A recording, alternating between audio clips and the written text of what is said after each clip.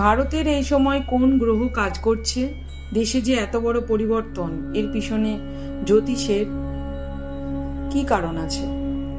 এখন মঙ্গলের মহাদশায়, রাহুর দশায়, বৃহস্পতির প্রত্যন্ত দশা চলছে। তো ভারতবর্ষ নক্ষত্র অনুসারে ওয়ান অফ দ্য বেস্ট নক্ষত্র পুষ্যা।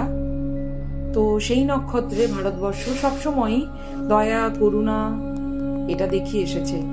যখনই কিছু হয়েছে ভারতবর্ষ তখন কেবলমাত্র রিটালিয়েশন করেছে, কিন্তু এখন আমরা দেখব ভারতবর্ষ আগে থেকে নিজের শত্রুদের চিহ্নিত করছে এবং তাদের বিরুদ্ধে অ্যাকশন নিচ্ছে। এটা কিন্তু আমরা আগামীতে দেখব। এবং ভূমি সম্পর্কিত পরিবর্তন, ভারতের ভূমি বৃদ্ধি পাবে।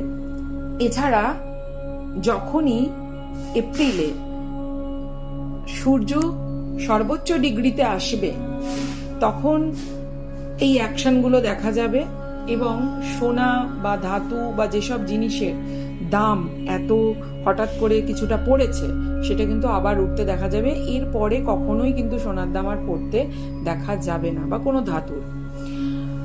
এবং এই বছরটা শেয়ার মার্কেটের জন্য খুব এমন সেফটি নয়। আরও এই বিষয়ে জানতে অবশ্যই ফলো করবেন, একটা লাইক করবেন, এবং আপনি যদি চান যে আপনার চার্ট বিচার করে সঠিকভাবে কোন সময় কি আপনি করবেন, কোন কাজ করবেন, কোথায় টাকা লাগাবেন, কোন কাজ করলে আপনি সফল হবেন, এগুলো যদি আপনি জানতে চান অবশ্যই নিচে দেওয়া নাম্বারে আমার সঙ্গে কানেক্ট করতে পারেন। এবং আমি চাই যে ঈশ্বরের কাছে আপনারা সকলে সেফ থাকুন। অবশ্যই কমেন্টে লিখবেন জয় শ্রী নরসিংহদেব, এবং যদি ভালো লাগে তো শেয়ার করে দেবেন একটা। Thank you.